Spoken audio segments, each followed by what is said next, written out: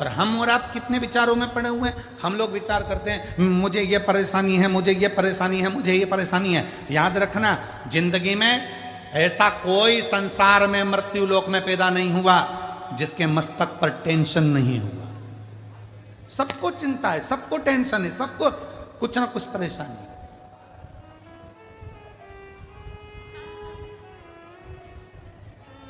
पर क्या करें, किसको करें?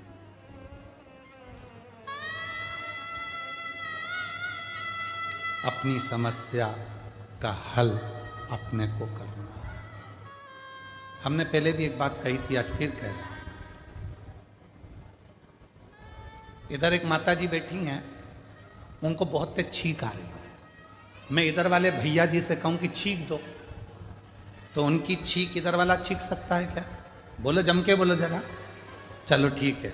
इधर एक दादाजी बैठे हैं, मैं उनको खांसी आ रही बहुत तेज, और मैं उनसे कहता हूं तुम मत खांसना, पड़ोसन खांसेगी। खांसने से काम चल जाएगा क्या?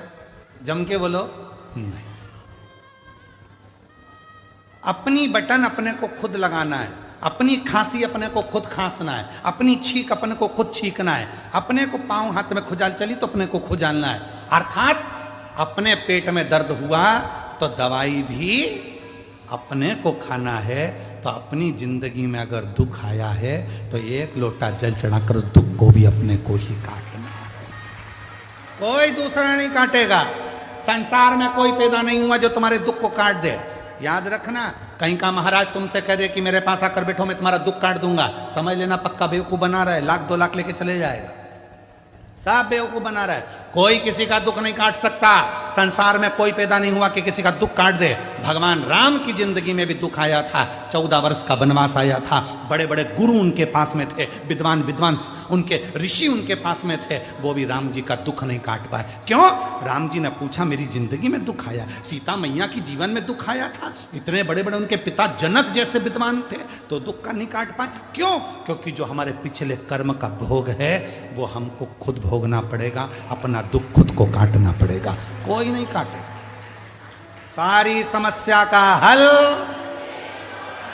एक लोटा जल, और वो एक लोटा जल तुम्हें चढ़ाना पड़ेगा, तुम्हें। इसलिए शिव महापुराण की कथा बार बार कहती है कि एक लोटा जल लेकर मंदिर जाओ, एक लोटा जल लेकर मंदिर जाओ, एक लोटा जल लेकर मंदिर जाओ। क्यों? क्योंकि तुम खुद चलकर जाओगे, उसके दरवाजे पर तुम्हारा अपना दुख है वो स्वयं काटेगा। बेटे का वो खुद काटेगा, बेटी का वो खुद काटेगा। अब मालूम पड़े तो तुम सोचो कि मेरी बेटी के लिए मैं कुछ कर दूं गुरुजी, मेरे बेटे के लिए मैं कुछ कर दूं गुरुजी। जिसके कर्म का जिसको भोगना, और अगर किसी के करने से हो सकता है तो करके देखो।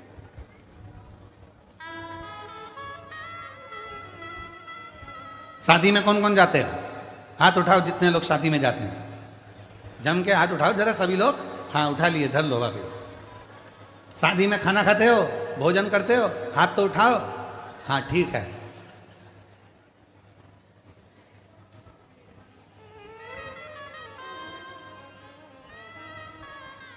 एक ही प्लेट में एक ही गुलाब जामुन की कटोरी, एक ही गाजर के हलवे की कटोरी, उसमें दोनों पति पत्नी खा लेते हो? जम के तो बोलो नहीं। गाजर का हलवा दोनों को अलग अलग खाना है। समोसा पति भी खाएगा, पत्नी भी खाएगी। इसकी प्लेट अलग, इसकी प्लेट अलग। ये खाएगा, इसका पेट भराएगा, वो खाएगी, उसका पेट भराएगा। तो मंदिर भी सबको जाना चाहिए। पर कई लोग विचार में रहे, गुरुजी जब दान करने का नंबर आता है, कहीं 150 रुपए चढ़ाना होते हैं, तो माताएं सिर पे पल्लू लेके पति को टच कर लेती है। टच। हमने पूछा इससे क्या होगा? 50-50। तो हमने कहा ठीक है, अब मिल कहीं की शादी में, और जो शादी में मिली उसके हाथ में प्लेट थी पति के हाथ में, हमने उसकी पत्नी से कहा टच कर ले, वो खाएगा तुझे मिल जाएगा। समोसा वो खाएगा मिलेगा तुझे, गाजर का हलवा वो खाएगा मिलेगा तुझे। अपनी आइसक्रीम अपने को साफ करना है। अपना दुख अपने को मिटाना है, दूसरे की सामर्थ्यता नहीं। ये तुम लोग जो ढोंग प्रपंच में फंस जाते हो, आडंबर में फंस जाते हो, कहीं का आकर कह देता मेरे पास आकर बैठो, मैं तुम्हारी पूरी जिंदगी संवार दूंगा, मैं तुम्हारा दुख मिटा दूंगा, उसका बापड़े का